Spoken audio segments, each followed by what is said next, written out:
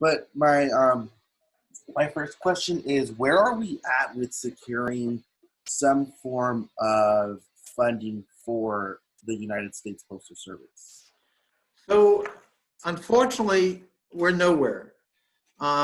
The Trump administration, at the direction of the president himself, stripped out the provisions we had in the original CARES Act, the $2.2 trillion bill, which would have done two things. It would have pumped cash into a cash-starved system to keep operations going. And secondly, it would have provided debt forgiveness, which the Postal Service badly needs. Now, in a statement that was provided to us by the Postmaster General, she did mention that they are looking at a loss of upwards of $50 billion, somewhere in that figure.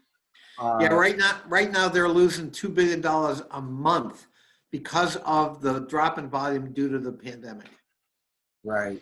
So why is it important that we, that we sustain such a vital service in the United States like the Postal Service? A lot of conservative ideologues have always wanted to privatize the Postal Service. They don't like the idea that it's quasi-governmental. They don't like the idea that it's big, and they don't like the fact that it's unionized. Most of the 650,000 men and women who work for the Postal Office belong to a union. Those are things that the ideological right does not like. And so, that may be their ideological, predilection. But as you were suggesting, I think in your question, most Americans rely on the Postal Service and believe that it's an essential service. If you think about it, Christian, we're in the midst of a pandemic, right? We're shutting down government. We're shutting down our businesses. We're staying at home. We can't go to sports events. Schools are shut down. Jobs are being lost at an alarming rate. There's chaos and confusion all around us. We're worried about our health and our family's health. People are dying. People are getting sick. Hospitals are overflowing. But the one thing we count on every single day is that post office is working. My mail is delivered every day, same time, without fail. And if you think about it, that's a huge statement of how much we rely on it and expect it to operate smoothly and efficiently without question. And when the American public has learned that, no, it's actually in dire shape, it's being negatively affected by the pandemic, it is technically insolvent, and it's going to run out of cash by September, they're outraged. They want something done. And the ideologues of the right are completely out of step with American public opinion.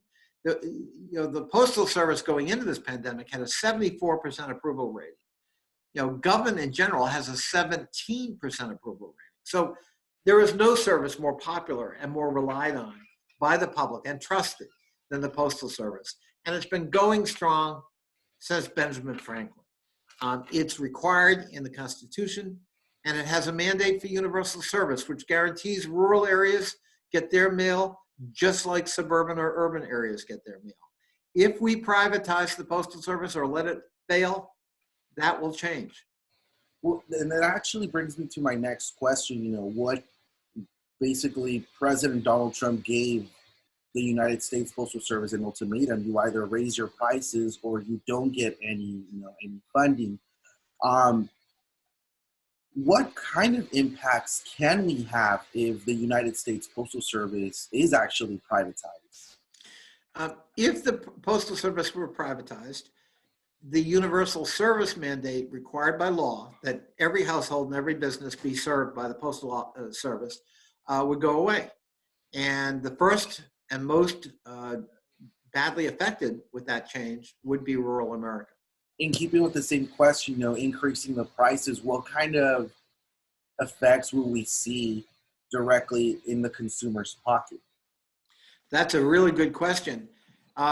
It probably wouldn't make a big difference in suburban and urban areas, but in rural areas where it costs a lot more money to deliver something, frankly, you'd see prices go through the roof.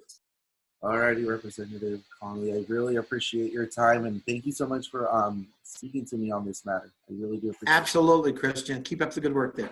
Awesome. I thank you once again. God bless. Bye.